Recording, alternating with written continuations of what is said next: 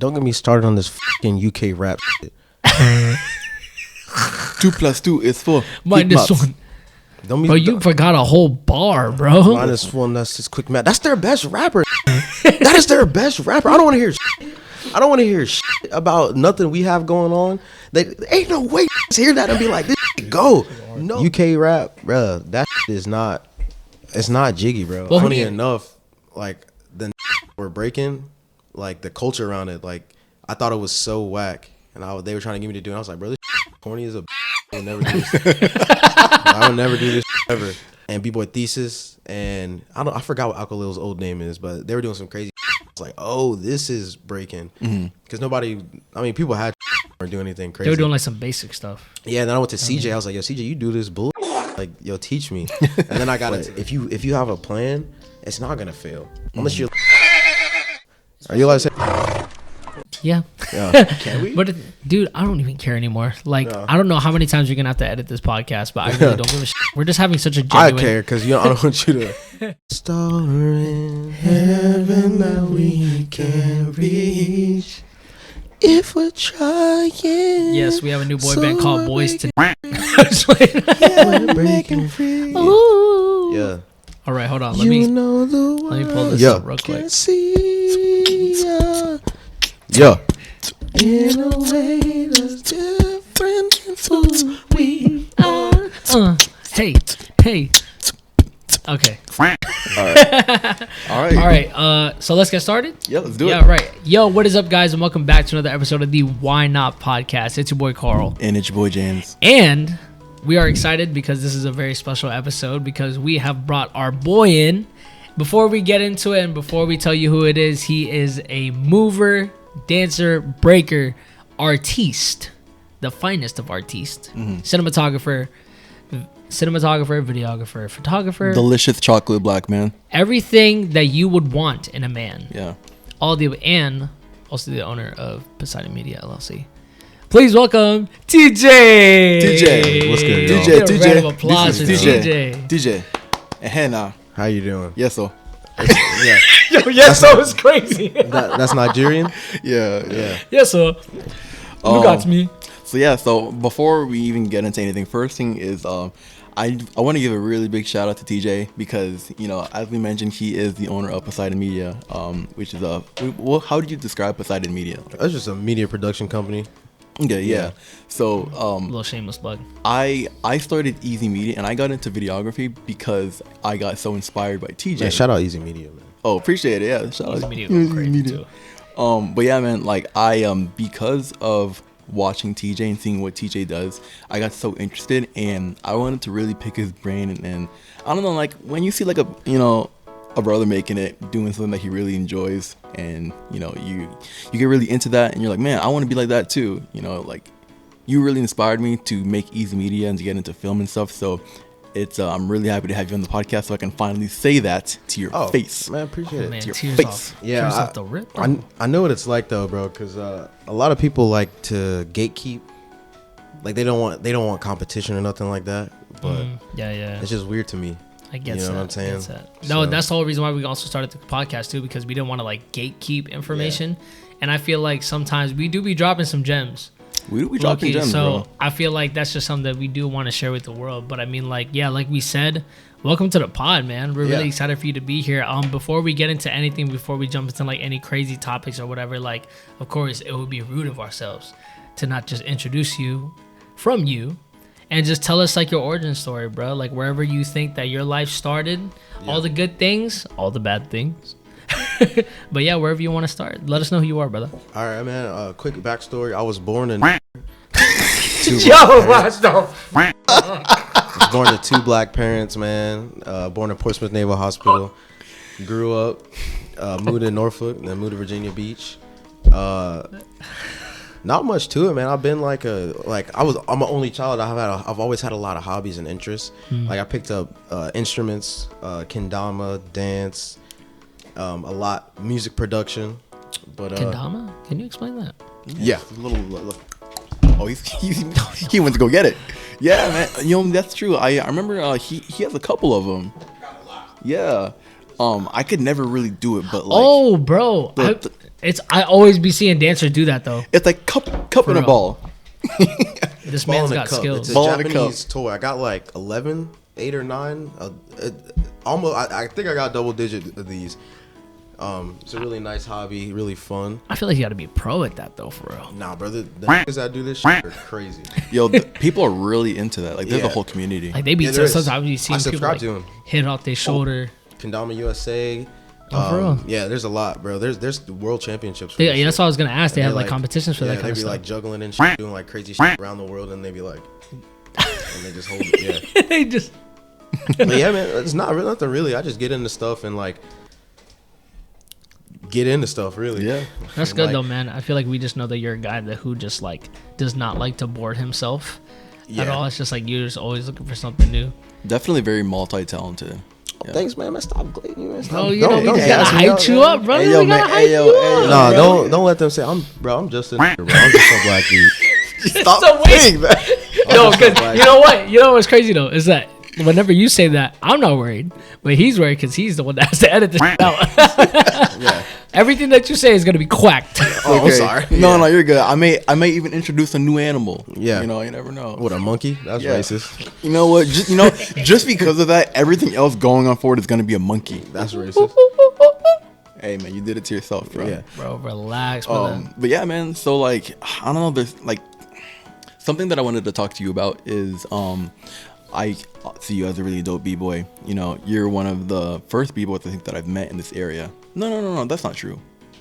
No, because I met Nate. And I met you when we started shooting together for Zach. But I do want to know more about your journey when it came to dance. Like, how did you get into the whole dance space? My origin story to b-boying? Yeah. Well, I used to go to church, man. Shout out CJ. Shout out Karl Gang. That's my dog. My homie CJ, we played instruments in church together. I played the piano, he played the guitar. He got into breaking, but funny enough, like the were breaking, like the culture around it, like I thought it was so whack, and they were trying to get me to do it. I was like, bro, this corny as a. I would never do this. I would never do this ever. But I seen a video from Yak Films. It was Battle of the Year 2011 recap. And I saw B-Boy Morris spin on his elbow and B-Boy Thesis, and I forgot what Alkalil's old name is, but they were doing some crazy.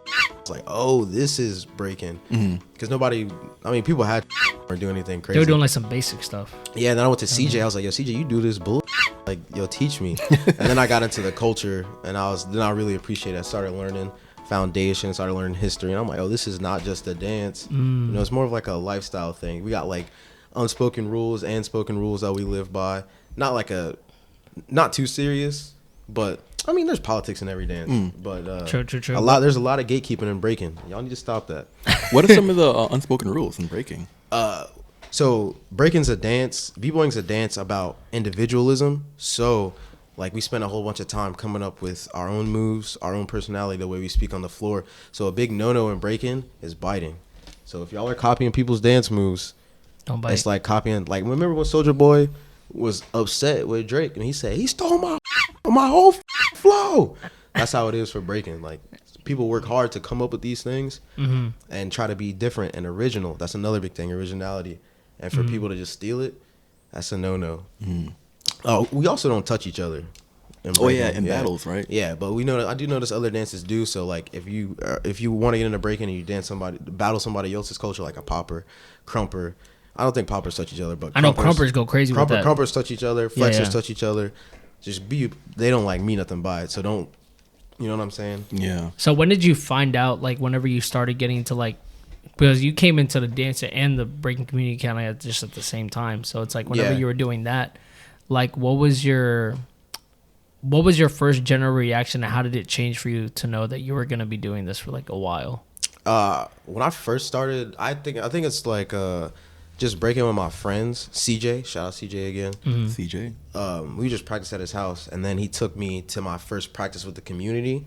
And like, of course, like nobody, like all of us new people weren't really going out and dancing. And that's another funny thing. It's like, I feel like you get more props when you suck. Like when you're first starting out as a b-boy, because they're like, damn, like this person's at least It trying. takes some balls, bro. Yeah, and you know what I'm saying. So when I when I got unnervous, when I started going out at ciphers, going out to practice, then you start get the love of the community, and then like everybody's like, who's this new dude? You know what I'm saying? And then you fall in love with the dance, and you realize, like one day you just wake up, you're like, damn, I'm gonna break for the rest of my life. And now you see why there's 50-year-old, 60-year-old b-boys, because it's like they have a 40 and up bracket at big jams now. Like No you have way. to be 40 and up to battle in this bracket, and they have prelims to top 16 to finals. So there's a whole bunch of So what would you say is like your main, like, because I know there's breaking, but then there's like different elements into breaking. So what do you think is like your top element of like what you like to really get into? that's difficult. I'm dead at like in my crew, like I'm dead at leaning more towards the all around. Like I'm not abstract, but I do a lot of threads and like stuff like that. I'm not a power head, but I have power. I'm not a footwork master, but I have footwork. I got a decent top rock. For me, I don't really focus on one. I like to be all around b-boy, but 'cause I feel like breaking's so multi-dimensional that if you're gonna specialize in just one dimension, even if you're the best at that thing, somebody else with that in another one, the matchup can win in a battle or a cipher battle. Like breaking's not just about going to jams and battling. It's about going to events and jams and ciphering. So if you're in a cipher battle, the judges don't matter. You can't dance on beat, or you're a power head and you can't do, or you only got spectacular moves. Somebody's gonna cook you in a cipher. You're dancing on beat, smoking the shit out of you, in front of everybody, in front of women, children, All the women and children, grandparents, whoever's there. The bystanders that never seen breaking, they don't know what's going on. They just know somebody's getting cooked by the reaction. So that's the thing that I was gonna be speaking about, was that like, you know how be bystanders just kind of just be looking at you while you're dancing and stuff like that. So like I genuinely feel like breaking is just kind of like, because you got all these different styles of dance, right? You got popping, locking, voguing, you know, everything is just in this one box. I feel like breaking is like in its own thing. Like as much as it is just, yes, it is a dance, but it's like I feel like it's just its own thing, because even as just dancers, right? If I were to watch a cipher of people breaking and I would like sit there and I would watch it, like I would just see, for example, like a top rock, right? I would watch it and I'd be like, okay, that's a, like in my head, cool, simple top rock of like from the basics of what I learned. But a b-boy would look at that differently for some reason. So I just like, whenever I look at that, I just feel like they're just in their own element, and like the way that they look at things and the way that they can like move their body is just like out of this world. Like I'd probably break my bones try to get into b-boying, bro. Like I could never do that stuff, bro. I could try, but you could do it, bro. It's a pretty complex dance, but that's why it's a dance that takes a while to get good at and a while to get acclimated to the culture. So that's why it's like I tighten it, I guess, and that's why they're so like gatekeepy about the culture. You know what I'm saying? Yeah. B-boys are the first like to not give leniency. If somebody's doing something wrong, they're like, yo, nah, go That's true. You know what I'm saying? But instead of being like, hey, you know what I'm saying? Within history wise too, right? Because whenever like hip hop was just bumping over there in like New York, b-boying is hip hop. Yeah, that's what I'm saying. Like especially So- because it started with like the MCs and stuff like that, and then the b-boys would come out with the MCs, and like, you know, when I was, because I used to watch this show, probably a very inaccurate show, but it's called The Get Down. Get Down's pretty accurate. Yeah, like whenever I was watching that and just seeing like Grandmaster Flash and all that kind of stuff, and then next you know the b-boys would come out, it's like that's the only type of dancing you saw at that time. So it just seemed like that was like the come up of it all. And then that's when hip hop just became like this big old general thing that everyone just started to put stuff into. Yeah, b-boys like they consider themselves us as a pillar of hip hop, because back in the day, you know what I'm saying, like there was no such thing as a jam back in the day. Like niggas would just meet up and like throw down, like put the cardboard down. Yeah, they throw down or go to clubs and dance. You know what I'm saying? True, it was just true, like true. wherever you could pull up and like dance. The culture's changed a lot now, and I mean we do that still, but it's not like we have practice spots now. And we have practice. We don't have to pull up to the mall and be like, yeah, this is real people.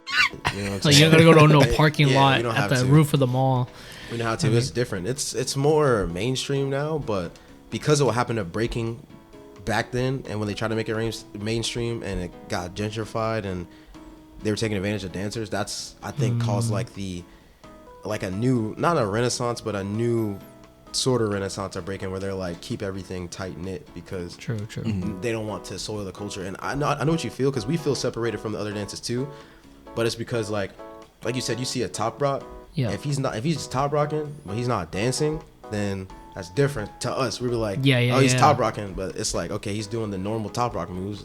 To us, maybe to another people that can't dance. Maybe Yeah. he's, you know what I'm saying? Yeah, Where's yeah. the originality? Okay, everybody can Indian stuff. Everybody can, like, Yeah, you know what I'm yeah, saying? yeah. Everybody can do that. Where are your, like, what's your top rock? What's Yeah, what's yeah. because there's b-boys that you watch and you know, like, their signatures, like, you know, that's that person's like personality on the floor. And you know that you could see that with famous b-boys all the time. Even local b-boys, like, I could tell you without seeing nobody's face, if I were to just see it like all in clothes and like a morph suit or like a Jabberwocky mask, if I see them break.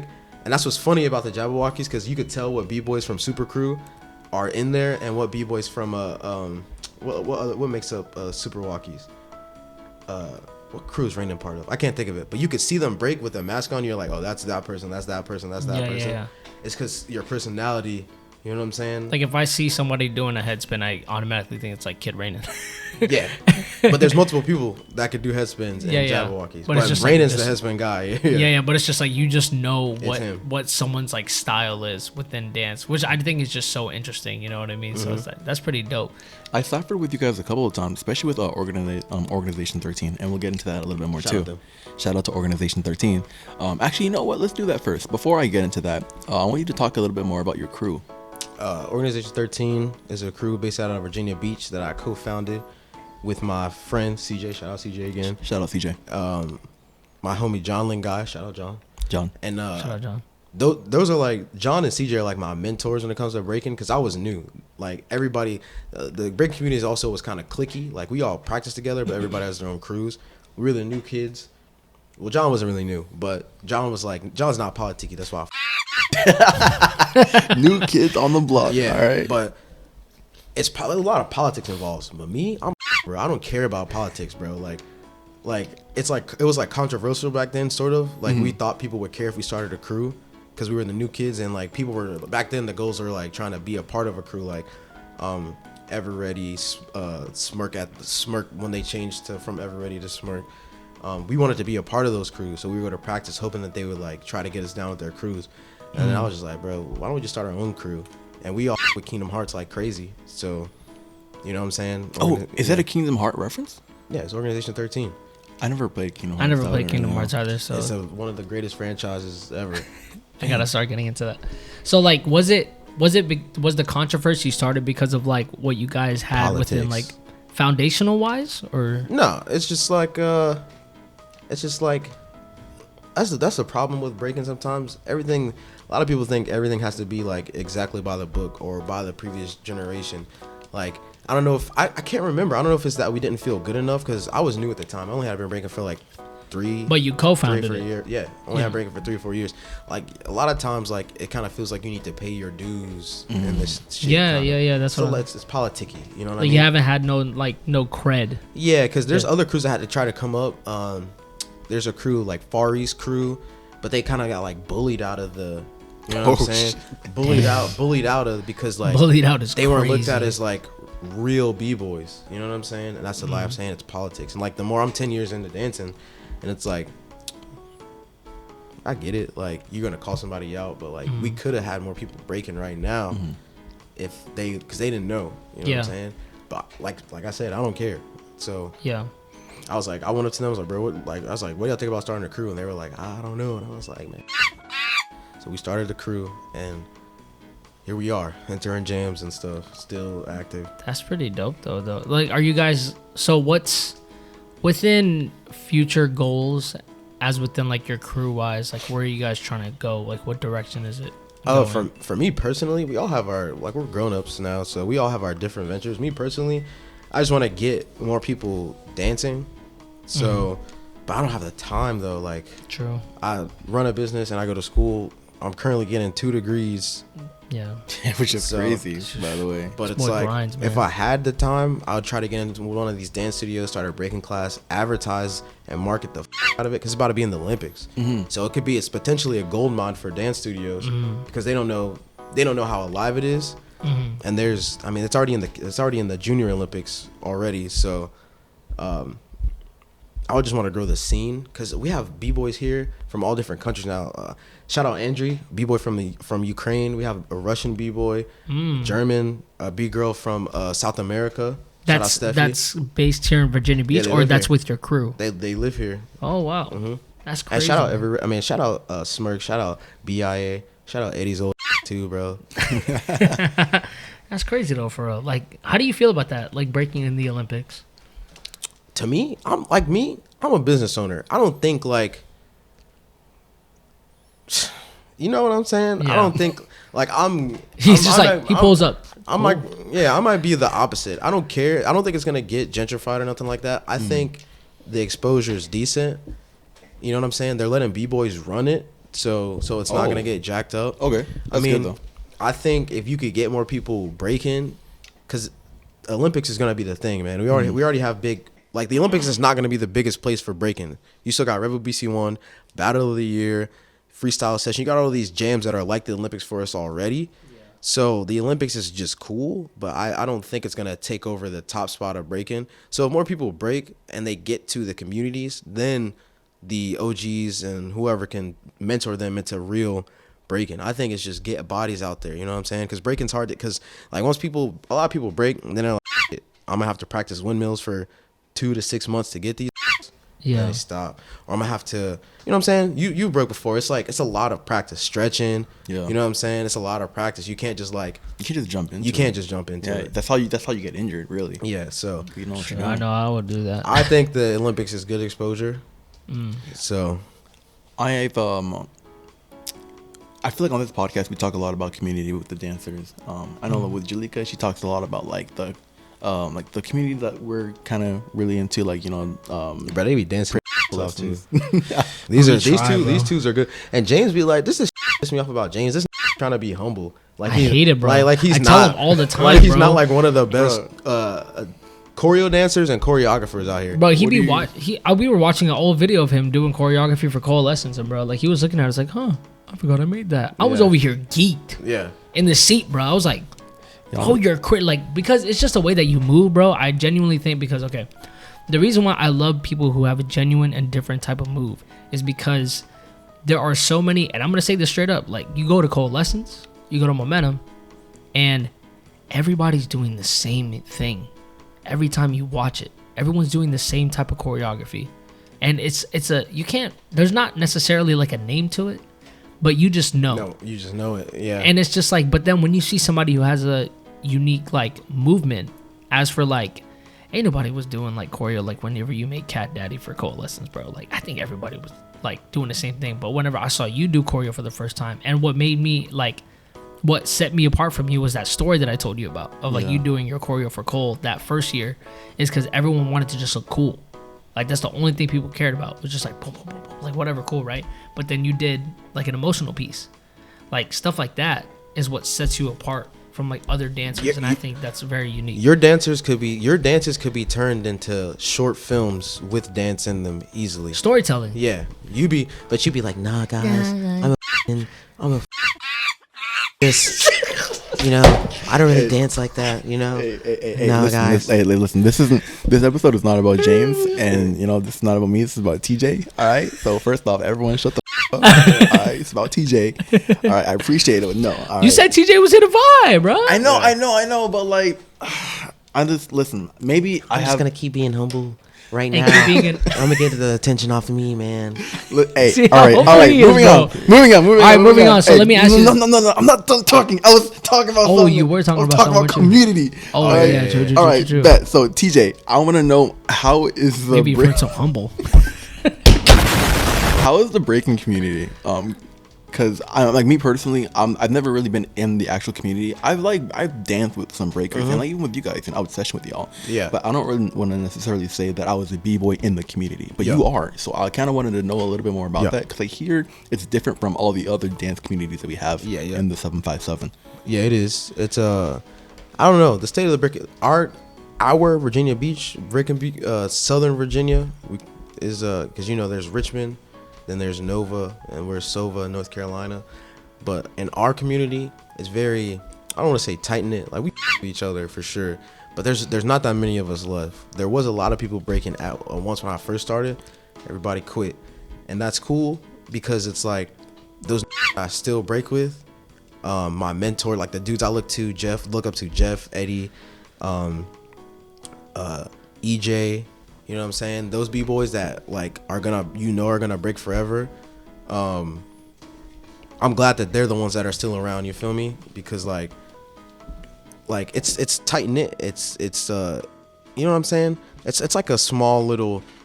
Like we all get down together, you know what I'm saying? And then it gets different when you're with your crew, because they all have their crews, like, you know what I'm saying? BIA, Smirk, my crew, Organization 13, we're good, you know what I'm saying? We're goofy, we practice, we scream, we yell, you know what I'm saying?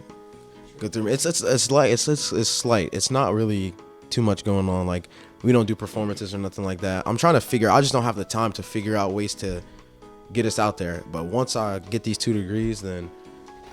I bet y'all see me. So within b-boying, like what's got to be like your favorite thing as for being a b-boy?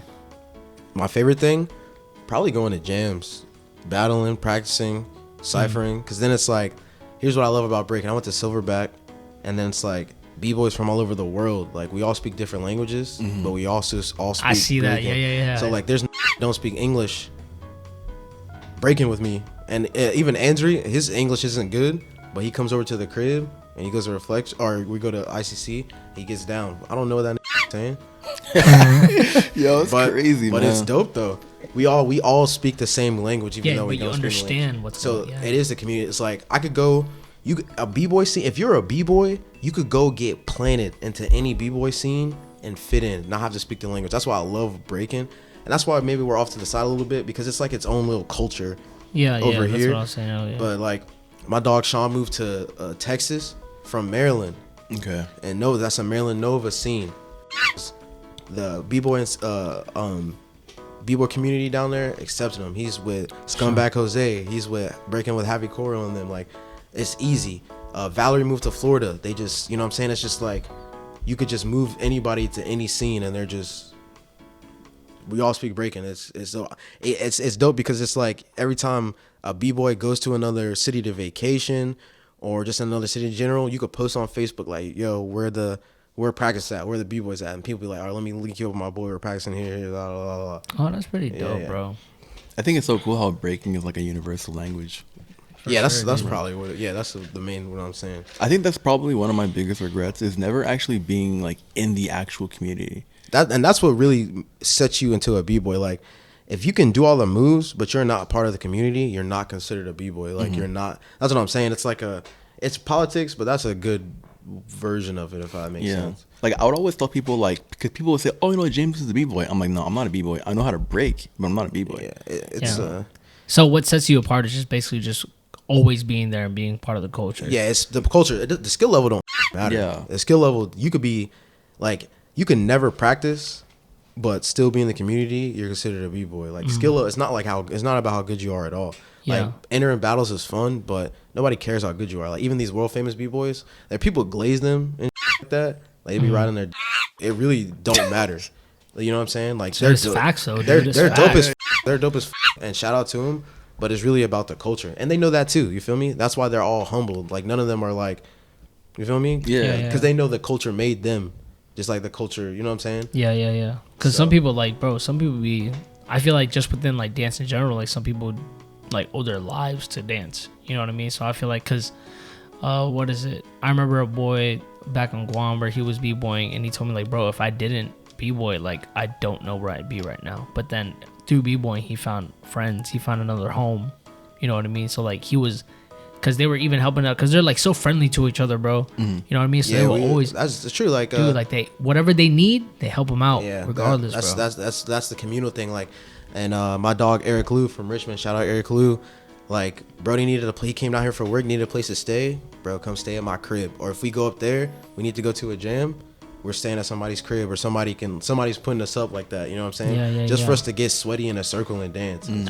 It's weird, but that's crazy though. It's like that. That's why I fuck with the b-boy community, because there is community. You know what I'm saying? Like, it's just wherever you go, if there's b-boys there, you'll fit right in if you're a b-boy. Like That's chill. You know what I'm saying? Yo, anyone out there, you want to join a really dope community? Pull up some YouTube tutorials, learn how to do a top rock and a baby freeze, and just pull up to a little b-boy jam. Within b-boying, who's your like watching stuff on like YouTube and like seeing everything? Who's like, or maybe you've seen this person like in person? Like, who's your favorite b-boy? My favorite local b-boy is b-boy Jasic, EJ. He taught me a lot of the stuff I know. My favorite like b-boy I don't know is Icy Ives. Shout out Ives, man. That's going crazy. EJ sounds familiar. EJ. B-boy Jasic.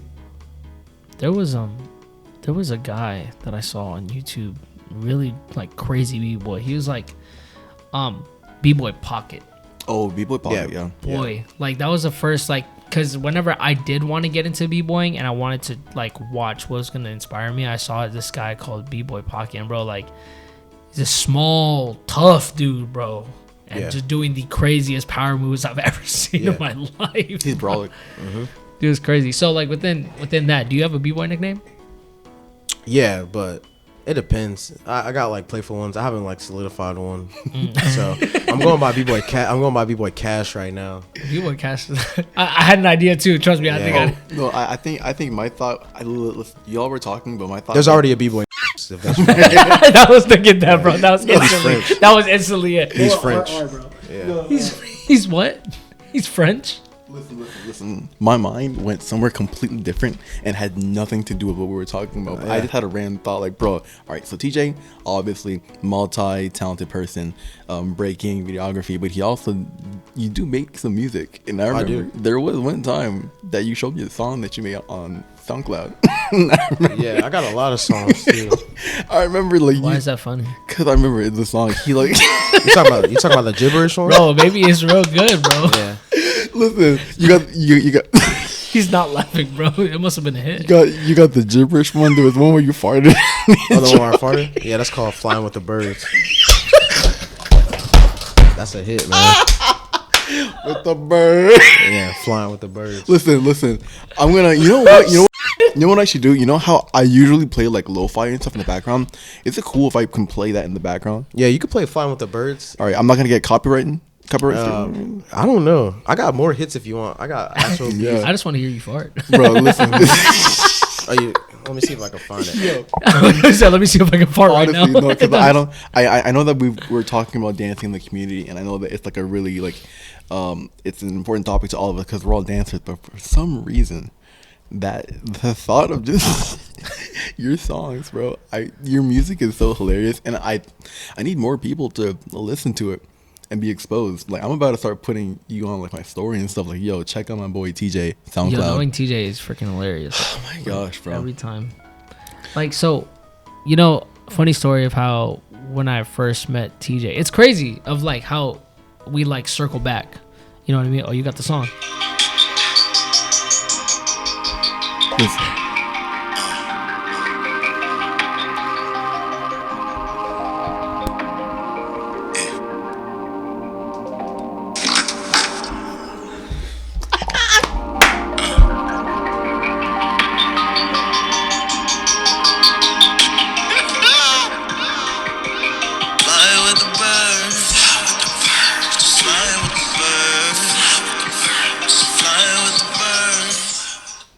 Nigga call me Frake O'Shawn. Yo, bro, if that's not our outro song, I don't want this podcast. Yo, I got you. If that's not what we're going out in, and if not the first sound is the fart, I don't want it. Like, we're not posting this, bro. Genius. Oh my goodness. Artistical genius right there. Yo, okay. So, other than that, how's the photography game been? Like, how's the media game been? It's good. Pretty decent. It's a lot of work. Yeah. If you guys want to start a business, man, just be prepared to think about yourself, man. Be out here playing games. And I do not recommend shooting weddings. You photographers, hear me? I'm not trying to be sexist. Shooting weddings works well for women because when people book for weddings, it's an emotional purchase, right?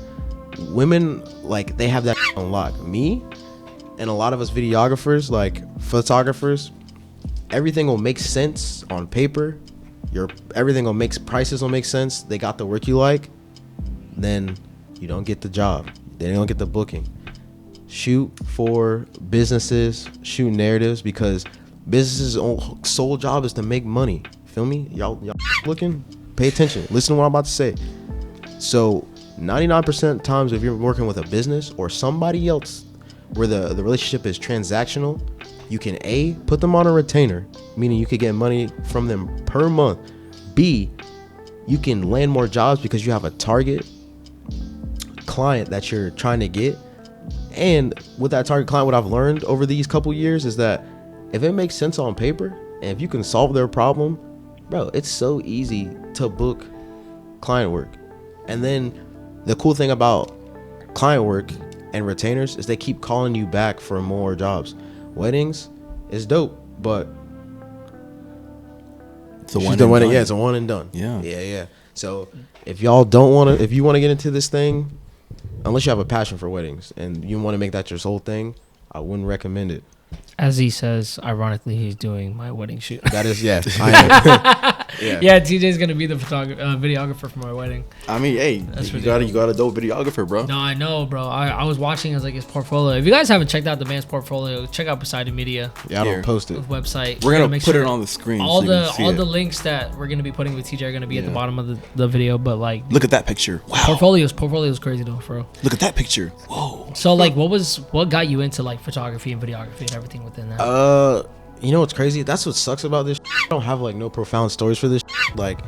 I like to be looking at see it and I'd be like, oh, I want to do that. And then I go into that's facts though. I go into depth. I research the of it and try to learn and be good at stuff. Yeah. Guitar, nobody was like, yo, you should play guitar. I seen a guitar and I was like, damn, I don't know how to play that. I saw a piano and I was like, damn, I want to learn how to play that. So I went and learned photography. I picked up a camera, my friend's camera, and then I'm looking at it and I was like, how do you use this? And I heard people talking about you're not a real photographer if you can't shoot on manual mode. So I was just like, what is that about? Everybody gatekeeps. That's another thing. Y'all be gatekeeping. Y'all don't want people to learn how to do. YouTube exists now. Not saving anybody. That's facts. So yeah, I went on YouTube and learned everything. YouTube University. Yeah. That's the same thing he told me. YouTube is crazy. And I got kind of good at it. And then I was like, damn, I like making this. And then somebody asked me to do something. And then it kind of just got ball rolling on being monetized, a monetary value for it. And I'm like, damn. But that's the other thing, bro. People in your life, they're going to be hating on you. Not hating, but they're not going to see what you see, right? Aren't going to see what you see, bro. He's the realest mother I've ever met in my life. Aren't going to see, so they're going to tell you what to do and think you shouldn't do this thing that you see. But if you have a plan in your head and you can keep going with it, man, let people talk and just keep going. People's telling me how are you going to make money off photography? In my head, I'm like, obviously if I've done it before, I could do it too. Yeah. So that's how I see things. I feel like if somebody's done it before, I can either go down that path that they made or I could do it myself. That's it. I have a question that I want to ask you. Yeah, I'm black. Yeah, I mean, I can see that very clearly. I appreciate you. We needed to put the ISO but what up type so that of we could black, see though? you. Huh? What type of black? I don't know. I don't know. See, that's what's cool about James, bro. James he knows his heritage. He knows he's Nigerian. I know that either a Ghanaian or a Nigerian, somebody on the Ivory Coast either sold me into slavery or I was part of a tribe that got conquered and they gave away for some sugar. And you know that for a fact. I probably you think white people just went to the Ivory Coast and just invaded and was just come here, monkey. No. No. That may be true. It was transactional. But yeah, sold. Yeah, we're slaves. His family's from Nigeria. They're the ones that what my friends at school say. They're Ghanaian. They say that they're better. They just sold the ones that weren't as good. So I'm just saying, hey, I'm dropping gems. If you want to see people that are racist, talk to Africans about American black people. And if you put their same words into white person's mouth, you're done. You're done. You can't. I can only imagine what your mom would say. My mom's a very sweet woman. I don't think she's gonna say yeah, anything. but the stereotypes that they have on black people, a lot of it's true. That's where they're right. They true. But if you put those same truthful words into a white person's mouth or your mouth, boy, it'll be up for you. The question that I was gonna ask though, we just completely that's basically, I don't know what type of. I just know I'm black. Nice. Yo, ancestry.com, bro. It's like, I don't trust them, bro. You don't trust Ancestry or like 23andMe type? I mean, if they sell your online data, they're probably selling your. They probably got your like semen. You know what I'm saying? Selling it to like some. I don't know, maybe for some Fallout type, they like got like a semen vault that they're selling to some company. White people just like to get Ancestry just to know that they're like, if they just find out that they're like 0.02% black, bro. No, and that's the other thing. It's like, that's the other thing. It's like perspective. Like for me, like white people, they're like, oh, yeah, I'm like Italian and Spanish and English and German. Yeah. But to me, you know what I see. You feel me? Like, yeah. But and that's what they were saying. They're like they be saying, like, some of my friends say like, oh, that's like not true. They're like, Italians aren't white. Italians, or they're like, Spanish people aren't white. They're like, Germans aren't white. To me, Greeks, they're like, Greeks aren't white. To me, but and I say, I'm not gonna name drop, and I say, okay, line up 10 Africans. What are they to you? You only see 10 suspects. 10, line up 10 black people. You see 10. You feel me what I'm saying? It's so sad. They don't see Cameroon, they don't see Nigerian, they don't see Ghana, they don't see New York. Yeah, they don't see it. So that's It's my sad. counter argument to when they say white people aren't like Italians aren't white. Yes, y'all are. To us, I couldn't line y'all up and tell y'all apart. That's some real shit. Another hot take. The best rapper, well, Central C, the best rapper in the UK besides Central C is the Man's Not Hot. And I know that's controversial. 2 + 2 is 4. But I can't. UK drill, besides Central C, maybe Dave, because I know they be, if you don't mention Dave, they be going crazy. But that's my other hot. I've been wanting to say this on a camera for the longest time. Like, You just been waiting. Yeah, Bro. the longest time, bro. Like, without Central C, y'all ain't. Y'all biggest rapper is Man's Not Hot. Mine's not hot. No, I'm telling. No, dude, Quick I have box. been so interested within like the UK industry as within like comedians, music, everything about the UK. They're just real people, bro. Like, they don't care what the fuck, like, they're gonna put out. Like, I just know that whatever they're gonna put out is their realest selves. Like, people in America, they just be trying to ride like a trend constantly, bro, and they're just trying to like see what's cool and stuff like that. But then it's like, just UK people are just genuinely cool and funny. I naturally feel like from other countries dead hate on Americans for no reason. Bro, I'm telling you, bro. Like, I have a friend from England trying to say Americans got my house is too big.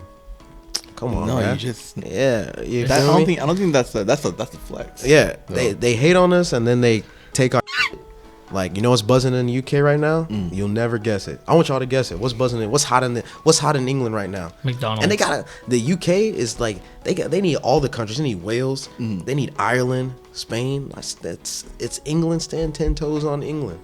Feel me? Kendama. No, it's not buzzing over there. Country music is getting big over there. No Why? way. Yeah, you would never notice In it. the UK? In England, yeah. Do they even have, like, what? Baby, lock them doors and turn them lights down low. It's buzzing over there. Jesus, bro. Baby, pull out the musket. I mean, I wouldn't mind going to UK. I would go. I would go for sure. Yeah. I'll go but to UK. I'm not gonna talk about them. But That's what I'm saying. I just feel like you see on TikTok, and I thought it was, this is just TikTok. Like, I really think this about us. You talk to, you know, an English person from England, they really do think that about us. I mean, we're basically the Fire Nation. No, I watched a couple of like interviews of people from the UK going up to other people in the streets and be like, yeah, man, Americans are trash. Like that. And they always go to geography. Like, I know geography too, but like, and if for coming from somebody that knows geography, it's like, why does that matter? bruv. Hey, bro, that thing sucks, man. Hey, nah, bro. Like, people from the UK though, They're like They're solid. I guess they're solid. I like the way they talk, bro. What's that one podcast that you? Bro, Chunks and Philly show, bro. Shout out to Beta Squad, Chunks, Young Philly, Harry Panero, Sharky, everybody from that squad. Hilarious, bro. Like that's all. If there was like a set of UK people that I liked, it was just those people, bro. Yeah. I mean, yeah. All of them. And they're the funniest one I've ever watched on YouTube, bro. They got culture. They got culture over there. The black people in England, they got culture because their black people weren't taken. They're immigrant over there, so they know where they're from. They got culture over there. In England. Yeah. Fun. I mean, going back up to the topics of like photography and like you see where we strafe off to. Well, but before we do, I want to ask a question. Bless you. That was a cough, but you know what? I'll take the blessing. When I first hit you up about videography, Yeah. I wanted to ask you this on the podcast because I'm very curious about this. Did you think that I was going to actually stick through with it? It didn't. If you want my honest answer, I'm a really boring person. It really didn't make me no mind, bro. Like, you asked me the questions, I told you. It's up to you to create your lane. If you don't, that's on you. Guess because I'm gonna be getting to the bread. So it was really up to you. I'm happy that you did though. So, you know what I'm saying? And that's another thing, bro. Don't worry about what other. Don't be pocket watching, bro. Do your own thing. Feel me? Yeah, that's facts. Get your eyes out of people's pockets. Get your money up. Yeah. Get your money out. That's what we always say that. Well, bro. yeah. But within like photography and videography, what's got to be like your most favorite like shoot that you've ever done? Probably, I think Or your worst. Maybe both. my worst shoot. James has been there for my worst shoot. We were in, what was it, Hampton? In a fucking Oh wait, was it when we were in that that skate park? No, I didn't do that one. Oh, Oh, that would have been my worst shoot if it was. Ain't no way I was gonna do that. Yeah. Damn. No, it was. So that was yours. Where it's probably the one we were in Hampton, and then the told Iota that he had like all these like expensive lights that are like $3,000 per light. Get there, these like newer, the brand newer like lights that only go up They're to not that much. they're only bicolor. He said he had some Atomos monitor. That's some really expensive monitor. That's a 720p brand I've never heard of. There was no crafty. There was no setup time. Call times were weird. Like like there were dancers there the whole day were shooting. They were only in the video for like, you know what I'm saying? Yeah, Like yeah. everything I knew about filmmaking and set stuff was put to the test that day, and it was just off because it was just like we got for 8 hours, 10 hours. They're not doing anything.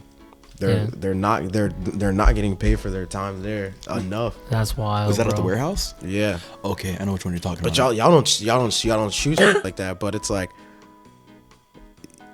I keep telling the person that we're talking. I kept telling him, bro, we shoot stuff out of order all the time. It's normal. Like have all the dancers pull up, shoot the stuff we need with them, tell them to go home. Don't Feel me? waste their time. Don't waste their time. Don't waste anybody's time. There was no crafty. There's people underage that are not supposed to be on set for a certain amount of time. It's a legal thing. There were people smoking weed in the room like next to us. There's a barbershop. Some real them going on over there. Some real stuff. It was just ghetto, bro. It was just ghetto. Yeah. Okay. Unprofessional. Well, I'm glad that I got to experience that with you. Yeah, you were there. Yeah. Yeah. So what was the best one? I remember. I was helping with choreography, but I think I was also trying to help you too. Yeah. What was the best one? I don't know. I've had a lot of good ones, bro. Like my favorite one is when I shot like a short film with CJ. Shout out CJ and Austin. I haven't put it out yet, but that's probably my favorite thing. We just like doing stuff that you want to do. It's my favorite. Damn. Full I like creative that idea. control, and not having to listen to like, oh yeah, I hired you, but like, let me critique. I don't know what you're talking about, but it's okay. Like, bro, if y'all listening to this, take the professionalism out of this right now. This is just me talking as a bro. If you hire a videographer, listen to their suggestions. If the videographer doesn't want to shoot at 1 p.m. because the sun's going to be harsh, they don't want to shoot at 12 p.m. They don't have scrims. They don't have soften the light of the sun. Bro, listen to them. If they want to shoot at golden hour, shoot at golden hour. It's for a reason. And then when they give you the footage off of the decisions you made, do not be like, why does it look like this? I don't know, because I listen to you. Have you ever had someone? I'm sure that you have, but I just want to hear it. Have you ever made like the final product of something? You gave it to the client, and they were like, "Ooh, can we change the song?"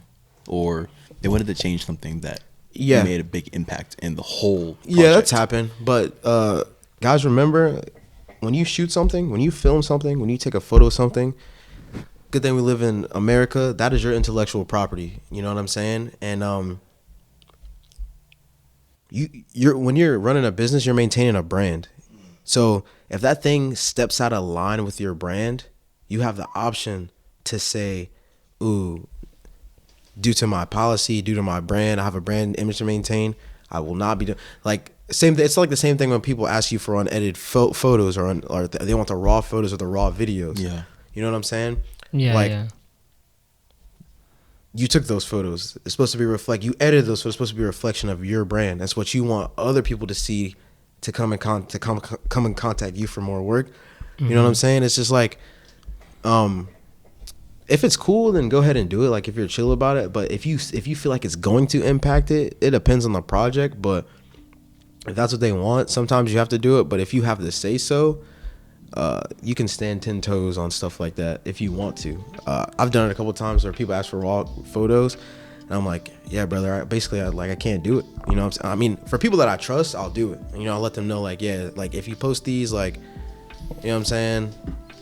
If you edit these, don't put my name on it. You know what I'm saying? Yeah. But like, or sell it for a price that's worth to you. If it's a price that is worth to you, then you could do that too. But I mean, I feel like unedited photos is more expensive than the edited photos anyways, because with an unedited photo or unedited video, there are so many different, like, there are countless of opportunities and things that you can do with it. You know, like if we film something and I have like an hour of footage and I edit it into a 5-minute video, that's the product. But if I give you the whole, like, all of the raw footage, you can make 100 of those. And I think that's why it's a lot more valuable. So, and it's also more valuable. It's also more valuable because, like, think about if you like imagine, let's say for instance for a wedding or an event, you shoot like, I shoot around like 3,000 to 5,000 photos, right? You and I have the software to put those photos onto our computer and look at them. They're not even going to be able to view the codec on their computer. So you have to transcode thousands of photos to JPEGs, right? Because they're coming out of your camera raw. You have to transcode thousands of photos to JPEG and then take up more space to send these big raw files to JPEGs to your client. Yeah. So that's why I started charging for it, because it's a lot. Like you said, it's a lot. You can get a lot out of it. Yeah. Big facts, man. So I feel like just talking to you, because, you know, you and I have like we've met, and then but we haven't actually like gone to like sit down and really like talk about life. You know what I mean? So like from what I've been seeing and like from what I've been hearing from you is like you really I genuinely feel like you know who you are as a person. I like to think so. You know what I'm about to say. Yeah, but, no, but it's just like for within. No, but it's just the fact of like, because some people I just wanted to see what your take was on this, because some people just like sometimes they just don't know who they are as a person. They're just trying to like ride a trend or like just try to act like a certain somebody. But it just seems like you are just your own person. So like if it were someone listening to this and they wanted to just like try to figure that out, like what was like. I feel like, because was this something that you just grew into, or it was just like this is how you've been all your life? I don't know. I realized, I don't know when, I just realized that like it's just be yourself. And if I'm gonna give everybody the gem of life right now, be yourself. You're not gonna get no if you don't be yourself. Nobody's gonna like you if you don't be yourself. If people don't like you because you are yourself, then those people are just not meant to be around. Like don't be what you think the person wants you to be, because then you're lying. You feel what I'm saying? Yeah. Be who you are, because like then that, you know, people you for who you are. Yeah. I mean trends are trends for a reason. Don't be, I mean, if you need to ride a trend to get your name out there or something, that's cool, but man, try to put your little spin on it. But if you could be yourself, that's the key to play the game. You can't be like, I can't be 100% saying and all that stuff in front of my clients all the time. But for the most part, I try to be my authentic self. But if you really want an incentive to be yourself, you're not gonna get unless you're being yourself. For all you men out there, so if you want to get girls, be yourself. You gotta be yourself. But if you want to get far in life, be yourself, man. Be authentic. Like, if you're struggling, don't be afraid to realize you're just struggling. You don't have to fake it till you make it. Like, you could really be out. Like, everybody be going through the same. You live in the same world, so it's okay. You know what I'm saying? Like, you don't gotta.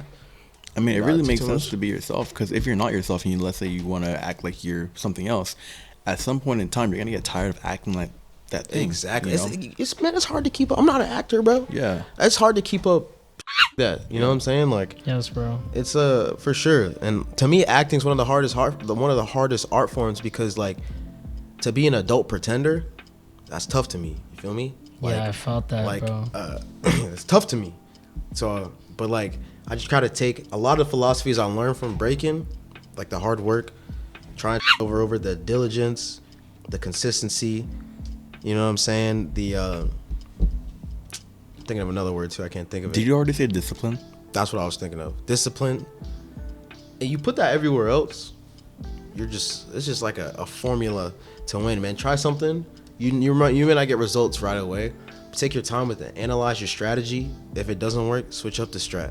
Form a plan. If you form a plan and execute it, you can't lose. You know what I'm saying? Yeah. Get that feedback. Numbers help. Analytics help. You know what I'm saying? Like, do stuff that you wouldn't do. Stay, like, even something simple like going to the gym.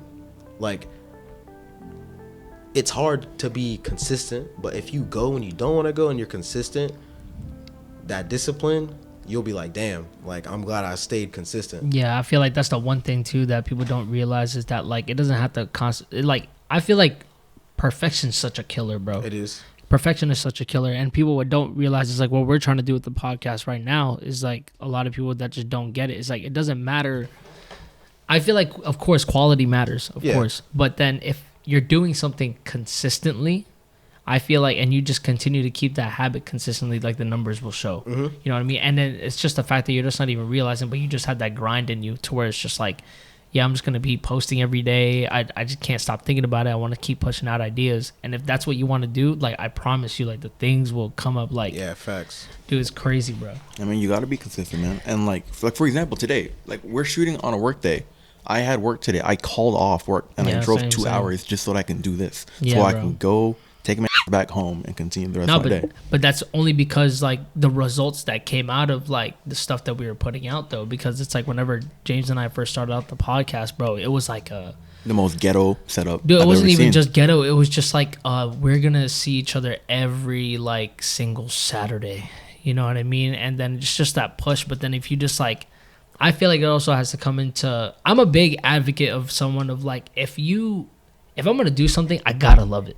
Mm-hmm. I gotta love it. I gotta have a passion for it. If I find something that, if I'm doing it and it's just boring, bro, or if, like, it has no benefit or, like, meaning to me, I can't, bro.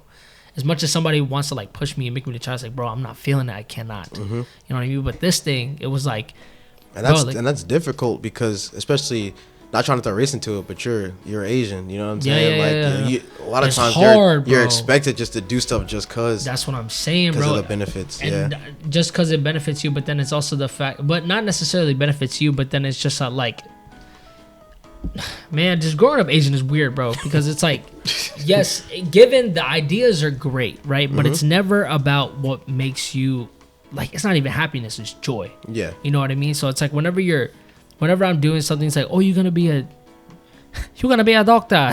You know what I mean? It's like, given, oh yeah, a lot of money, cool. But then it's like, if I just don't have the feeling to want to drive for it, it's just, it's torture. It's a lost cause at that point. You know what I mean? So it's like, some people are different, but then I feel like this new, genuinely, because this new generation of, like, not just Asians but just everybody. Okay. Like, that's what I think. Like, I kind of want to get on and take with that, you guys, too, because it was like, as this new generation of, like, everyone being, like, kids within, like, the 2000s and the 1990s and stuff like that, finally starting to grow up and be in their 20s and their 30s, having kids, being married, and how do you think generations are going to be changed throughout from what we've gone through? I got two takes on it. You can go ahead. How are generations going to change? I know how they're going to change. Because I think it's gonna change, bro. Like somehow, like it's already changing gradually, bro. I mean, gradually because too. people our age have kids. Yeah. And Ruvian's a teacher, so I see the fruit of like wanting to do things different than our parents did. Like now, kids are like they don't get disciplined at all because they don't want to like beat their kids. You know what I'm saying? Yeah. And now so like a lot of the kids that she has aren't disciplined except for the Asian. Always, bro. The African kids from parents from Africa and Asian kids are the best behaved, but the American the kids like born here, they're like our age people. They're people our age that have had kids when they were like 21, 20. Those kids are bad. But it's also like bad from our age perspective. Like a lot of people don't want to work as hard anymore because you're kind of working for what the economy is like. You have to make a lot to be able to afford a living. Yeah, that's facts. And it's like, it's not the 80s, and I get that, and I get where people are going, but like, we're not a lawmaker. We don't have Americans aren't in touch with the things that make America America for real. Because like, we could change all this. Like, it's written in the Constitution. You could overthrow the government and like install a new one if you want to. But nobody lobbies. Nobody emails their state representative, their state senator. Nobody emails the one that represent them in the national Congress, represent the national Senate. So they're just voting on it without hearing from their constituents. But so it's like there's two ways. You can either change the system or you can beat the system. And since there's not enough people to like change this shit, like people will complain, but nobody's doing stuff about it. Yeah. I'm like, that's a lot. Even though life is hard right now and it's harder than our parents. Oh, yeah. Well, yeah. Even though life is hard and it's like it was like easier for our parents, well, Americans, because I think if you immigrate from another country, my brother, if you immigrate from another country, and that's something we can learn from like Africans, especially as Black people. Like we always complain that we can't do shit. And this is me speaking from growing like from the hood, but like seeing like Chinese people, Filipinos, Africans immigrate to America with nothing, but Indians, Asians, they immigrate here with nothing, but then they end up more successful than us. Yeah. Why? Right? Even though the system's fucked up, they beat the system. Even though it's like you can complain about it being hard, and it is. Like, if everybody's just not gonna do something, I will. You're just creating less competition for me. Like, it's hard. Like, the cost of living's higher, but that just mean I'm just gonna stop getting bread? No, I'm just gonna go try to make more money, see what else I can get into. And find more ways. Yeah, to get into. I'm not gonna, even though shit's hard, I'm not finna give up. You know what I'm saying? I'm not. Yeah. So like, that's the thing. The change. Like, I do feel like our parents' generations, they were more doers than we are. Like, I'm not saying we're entitled because life's harder, and life was harder, but still like, they didn't have social media. Like, only thing I remember my mom doing was going to work. Like, for that, they had no distractions back then. I believe. You feel me? So like, I feel like we're always caught up with the next doing on social media. I'm not a huge poster on social media, but a lot of people post, and I feel like that's the world now. People like think that's the world, but it's not the world. You know what I'm saying? It's just highlights. Yeah, it's just highlights. We talked about that on like one of our podcast episodes, to where it's just like we live in a world where we're so caught up with other people's lives rather than our own. You know what I mean? So it's like you already know what this person's gonna be doing today or what they're eating that day, bro. Like, you don't even know what you're doing today. Facts. You know what I mean? It's like we're just extremely caught up with like what other people are doing, when it's like, what does that benefit you though? Like, you didn't think about yourself at all first thing in the morning. You know what I mean? So I'm really glad that you mentioned the whole like immigrants moving to America thing, because it is true that a lot of people like in America who say, oh, like, we're in the hood, we can't do anything. Like, bro, I've been to Nigeria, and I've been to the villages where both of my parents grew up, and seeing both of their bedrooms in their homes, bro. My parents were in like, that's bro, trust me, like, y'all think the trenches. Hood is like, y'all think the hood is bad in America? Go to the village in Nigeria and tell me what the hood is. And after seeing that, both of them came to America. They both became pharmacists. They had 5 kids. Exactly. Like, and they're chilling. They're both retired now. Like, I don't have an excuse. But what is it that we're doing that other people aren't, that just makes it so consistent for us to always be more successful than the other? I'll tell you what it is. It's that you guys have that installed into you as children. You know what I'm saying? And that's the thing. Like, I have a lot of Asian friends that complain about growing up Asian, and it's like, it is a slippery slope, because it's like, you know what I'm saying, y'all parents like beat into y'all. Yeah. But it does make you guys. But it does do something. It does make you guys successful. You know what I'm Yeah. saying? It does. Same thing with Africans. Like, it does make you guys like successful, and that's what I'm saying. If you're telling me like that aren't American can come to America and prove that the American system works, then it's like, bro, I already have a social security number. I don't have to take no naturalization tests. I don't have to do shit. Only thing I gotta do is wake up, form a plan, and try to execute it, and try to get what I want to do. So like, are applying for visas, are waiting in line. America only accepts like around 1 million immigrants per year. They're taking tests. Somebody's coming here first, and then they're bringing their family over here. Like, they're jumping through they're staying here for 5 years, them trying to become citizens. They're having kids. They're thinking generations ahead. The only thing I gotta do is wake up and try to make something happen. But facts. A lot of don't want to do that. They want to like loathe into like their state of being. Like, you wake up, you got AC, you're already living. If you got AC, heat, you're living better than like 80% of the world. You feel me? Like, all you gotta do is wake up, no matter where, like what part of their life you're from. Like, something that's proven that a lot of people don't want to talk about is that you can go to school and be something. Like, a lot of colleges is a scam, I'm not gonna lie. I wouldn't get like a business degree or nothing like that. That's just fucking scam. But like, if you go to school for engineering, to be some like a pharmacist, computer science, some STEM degree or something in the medical field or something like that, that's at least a sure way from rags to decent living. So not even rags to riches, just rags to decent living. Yeah. Rags to cloth. Oh. Yeah, but you could choose whatever way you choose. Just stick by that plan and go with it. You know what I'm saying? If I wanted to drop, I honestly feel if I wanted to drop out of school today and make Poseidon Media a 6-figure big business first, I could. And if I wanted to hire people and make it a big production company, you could, and get clients like Nike and golf courses and like that, I believe in my head that I could turn this into a 7-figure business. I think I can make $1 million with Poseidon Media if I wanted to. But that's just me thinking like that, and like already like in my head, how would I do that? Sitting down and planning, like, what do I have to do to turn this into a 6-figure business? And then how could I multiply what I do another 1,000? You know what I'm saying?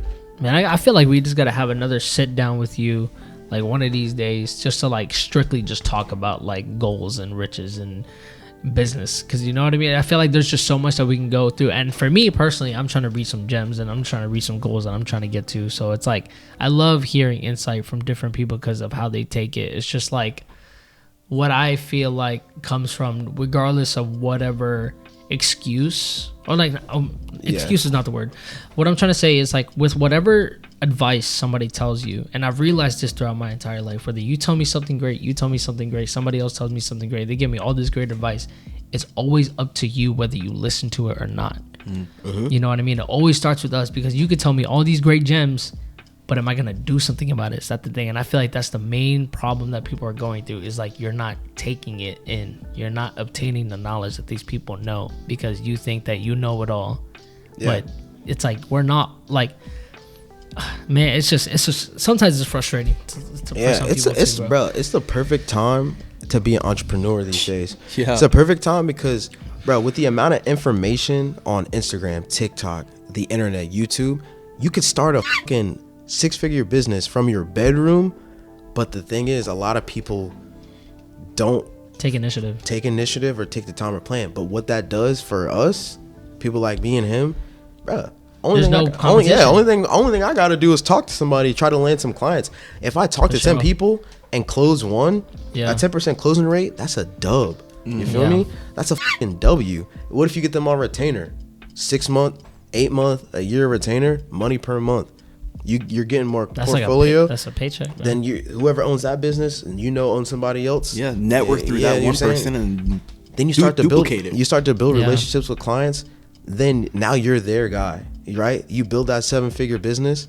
you can do whatever you want with it. Six-figure business, you can do whatever you want. If you want to hire people on, you know what I'm saying? Some people you believe in be like, yeah, bro, I got this idea. It's like you take risks, but if you have a plan, it's not gonna fail unless you're. Are you allowed to say? Yeah. Can we? But dude, I don't even care anymore. Like, I don't know how many times you're gonna have to edit this podcast, but I really don't give a shit. We're just having such a genuine. I care because I don't want you to. But then it's just that we're just having such a genuine conversation. You know what I mean? It's like I genuinely do love this conversation with you. It's just like we're just all vibing, like trying to learn from each other and stuff like that. And for real, TJ, we need to have you on the podcast again. Yeah, man. We need to have you on the pod more for real. If you want to shoot it here, we can. Just let me know. For sure. Yeah. So the thing, man, I had a gem.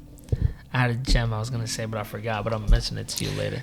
You can lead a horse to water, but you cannot make it drink. Yeah, you can't. I don't even think that was an African accent. That sounded something different. Dude, that wasn't, bro. It sounded like a Michael Blackson type one. You know what I'm saying? You can lead a horse to water. No. All right. You cannot make it drink though. So we're gonna move on to the next thing that I wanted to do. I don't think I mentioned this to James, but I genuinely think it's gonna be a funny thing for us to just be able to do as one of the segments of this show. Oh no. So I wanted to do a thing. It's a game that people love to play apparently, and it's called Don't Get Me Started. Right? And so any one of us, whether or actually we'll start with TJ, right? So you pick any topic that you want to talk about, and then we're just gonna go on a full-blown rant on it. I already talked about it, man. Don't get me started on this fucking UK rap shit. 2 + 2 is 4. Minus one. Bro, you forgot a whole bar, bro. Minus one, that's just quick math. That's their best rapper. That is their best rapper. I don't want to hear shit. I don't want to hear shit about nothing we have going on. They ain't no way to hear that and be like, this go. No, like a lot. I mean, Central C, he all right. I'll give him that. They got like him, but come on, we got Dirt. We got Kevin Gates. We got Vaughn. I mean, shout out Vaughn. We have Eminem. We got. That's not my favorite. He's not my favorite rapper. But I love him. I do Eminem though. Yeah. But you got they got one rapper to our 4,000. Yeah, that's true. To our millions of rappers. We have rock rappers. I think Ice Spice's drill is better than UK drill. Oh really? Dang. Define drill. What do you mean? I've been seeing that term. Well, Chicago drill is not like about the beat. Like, you feel me? Chicago drill is about like drilling, like being in that shit. New York drill is about being in that shit, but like it's also the type of beat that they rap over. UK drill is supposed to be about that shit, but these dead be beating up to fight with like 2x4s and golf clubs and shit. I can't take that shit. That's like if you Toronto drill. How am I supposed to be afraid in Toronto? You feel me? Fuse. Yeah. You think you did? Anita McSween. Yeah. We're supposed to be scared. We're supposed to be scared of Anita McSween. But I f with Drake like crazy too. I do too, bro. But like UK rap, bro, that is not. It's not jiggy, bro. Well, who do you think within like the US is the best rapper? Within your opinion? That's controversial. Okay, let's talk about my favorite rapper is Jermaine Cole, right? Okay, that's hands down best J. rapper. Cole. But I'll give an equal footing to Drake, but people don't like when I say that. You talking about numbers? Is Dracob. You know what I'm saying? Yeah. You talking about numbers, but me personally, I think it's Jermaine. I think people don't like. I like Dirk. I think Lil Durk's a good rapper. Lil Durk is cool. I feel like within me, whenever I listen to J. Cole, it's just like some type of like different flow. Like, bro, you know what's the hardest thing that J. Cole said in a song, bro? What's that? I don't know if this is gonna be controversial, but it's just a way that he. So when he did a song with Drake called First Person Shooter. Oh, he said not Russia, but I apply pressure to your cranium. Yeah. He said not Russia, but apply pressure to your cranium. Ukraine. Oh my gosh. I thought we were playing a game. Yeah, but hey, Drake got bars. See, people hate on Drake. Drake got bars like that too. We're just talking about a topic right now. It's fun. No, you're good. Yeah, UK. But for me, man, UK rap. Man, I saw a video. My friend in England, I saw they were doing like a fucking rap cipher in an airport. That's the most egregious I ever heard. At in an my life. airport? It was bad. It's horrible. Oh. At an airport? Mm-hmm. Why would they do that? And they thought that was fire too. That's the thing that pisses me off. Like, it don't make me mad, but it's like, and it's like these that hate us. I be like, the motherfucker that start the plane like, so they can't hear this shit. Yeah, like these talking about Americans think we're this, we're that. Like, we literally set all the trends. You feel me? Like, Genuinely. if they play that shit in a club over here besides Central C, and I'm sure there's some other people that I don't know about. I don't know, hard, bro. but I'm telling you, leave that shit. Like, you got one out of I don't know. Don't get me started, bro. Like, I'll go forever. Trying to get me on that. They be like, bro, you don't like UK drill? No. Afro beats, 1,000% I'll listen to. But those are, there's a lot of Afro beats artists in England, but they're African at the same time. Feel me? So it's like, I'm not giving them that. I'm not giving them that. Please, brother. Jesus. This is I'm funny, not giving bro. them that. What was the You listen to again? UK drill? No. Right. This is a perfect answer. I only have a certain amount of like people that I listen to from the UK, and it's usually the guys that I was talking about, Beta Squad. Like, because I know two people that make music. A young Philly makes music. He just came out with a new song actually called Gray, and that was like. But it's just, for me, it's just a drill. Like they got Ella May. You know, she came out with Ella Boot May's Up. UK? She's from the UK? From England, yeah. No way. She came out with Boot Up. That's a hit. That's Buddha was a hit. Trip. I mean, that's a hit. Trip. Shout out Shot Connor Clock. Maynard. Yeah, Shot Clock. Connor Maynard. I used to watch him on YouTube. That boy can sing. Connor Maynard. Yeah. I know that guy. When like Yeah. Connor Maynard and like Alex Iono was like, he always used to do like some like collabs with other people, and then he was sick. And shout out Gordon Ramsay, bro. Gordon Ramsay got to Ramsay. be the GOAT, bro. Hey, yo, Gordon Ramsay, let us know if you want to be on the podcast. We got you. It's just, for me, it's just a rap. He would just yell at me too much, bro. I heard If you watch me cook, bro. I heard that he's actually a really nice guy. He's only me on TV. Yeah, well, he takes what he does seriously. I get it because I would too. like that's another thing that gets me heated. Like that's why I hate eating in Norfolk. like I go to Norfolk crazy. I go to ODU, bro. Like, it's just like nobody gives a fuck about where they work. Like, you go to McDonald's, like you ask like, cause you know they're gonna make your food and let it sit cold. You ask for a fresh, they're like, oh, like. Yeah, they that be shit whining, good. bro. Like this is your job, bro. Bro, I asked for fresh fries. Give me my fries, yeah, dog. like, it's crazy. It's just hot, no salt. But it's just like different. Like, it happens in Virginia Beach, but just not as often. Like, my friends from Norfolk, when they come and eat over here, they're saying my pleasure. McDonald's, yes, because customer service. Yeah, it's important. I like Cane's at ODU. And Cane's ain't there no more. Ain't no way. They got rid of it? They No, replaced there's it a with Cane's in Chesapeake now. Yeah, they open it up. You can get the Cane's though, because the Cane's, they moved Cane's to the Marine base off Tidewater. Yeah. Yeah. So I don't know, but they Yeah. replaced it with a Chick-fil-A on Monarch Way where Cane's was. But Did we already have Chick-fil-A? Yeah. ODU. That doesn't make any sense. So ODU's fucking That crazy. doesn't make any sense at all. Yeah. Okay. You're not surprised. I can tell you're not surprised though, because it's ODU. I mean, yeah. I don't care, bro. He live in Richmond, bro. Have you ever seen me wear any ODU gear? No. Absolutely not. Nobody. We talked about ODU, bro. Yeah. Nobody even knows like I went to ODU because I don't even talk about it. Like Everybody nobody knows. talks about ODU. It's trash. No, but they're opening up a new Cane's in Chesapeake though. Mm-hmm. So I'm really excited for that. But then Cane's was just lit, bro. I love Cane's, bro. I think it's all right. Yeah, it's just chicken tenders. Yeah. It's the sauce, really. Just the sauce, Can't really, sauce, for yeah. sure. I'm a cook. Y'all, a lot of y'all don't know, but I like to cook a lot too. But I mean, I make some really good chicken tenders. Dude, I be seeing you barbecuing all the time on Instagram. Oh yeah, I got stories. into smoking, man. Bro, Yeah. smoking for.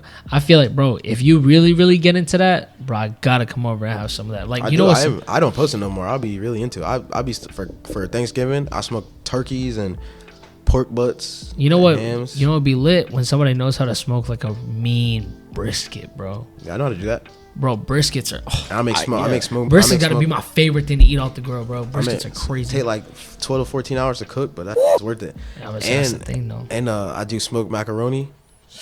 That's crazy. Smoked macaroni, you said? What you mean? So you Smoked make macaroni. you boil your noodles, make yourself a little roux. Okay. Yeah. Then you mix everything together. You got your cheese sauce with the roux. You use the roux, make a cheese sauce, pour it over the macaroni, put it in a pan, layer that cheese, throw that on the smoker. Jeez, Videographer, dancer. How long cook. you leave it there? Until you got the right amount of crust you want on your cheese. Man, I gotta have like some type of like crunchy layer on top. Then it has of like that mac and smoke cheese, flavor. You gotta put some cinnamon Yes, toast bro. crunch on the top. I think you're wild for that. Don't knock it till you try, bro. I That's love salty and cinnamon sweet. You know what I'm saying? All right, so I was gonna do this thing with y'all where I was gonna read out some memes. And I was gonna see how y'all felt about it because I was over here reading them and the shit was crazy, bro. Okay. All right, so let me read one of these out to you. I think I read this to James earlier, but whenever somebody responds with "I beg your pardon," assert your dominance by announcing, then beg. I don't know. You wouldn't beg. I can't say anything because you did read that to me. I earlier. did read it too. Yeah, no, for sure. Okay, wait. What about this one? It's a game of Cards Against Humanity. And they said, what brought the orgy to a grinding halt? And then somebody answered with a white card that said Child Protective Services. Oh, damn. Gross. Oh, man. Can we even put that into the podcast? Can we even talk about that? You can skip it if you want. No, we're going to leave it in. All right. Leave it in. The sentence, I never said he licked my has 7 different meanings depending on the stressed word. So, for example, I never said he licked my. Gotcha. I never said he licked my.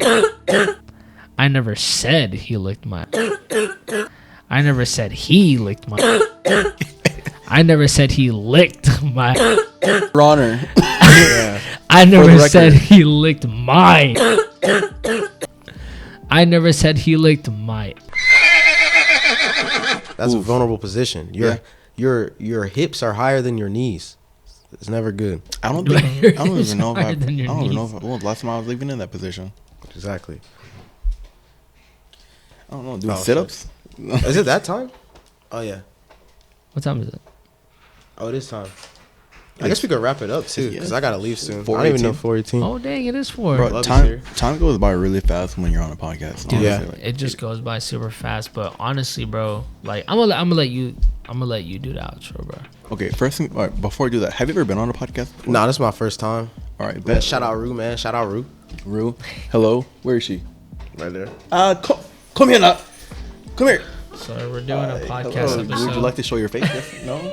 Okay. Yeah. Well, she's here.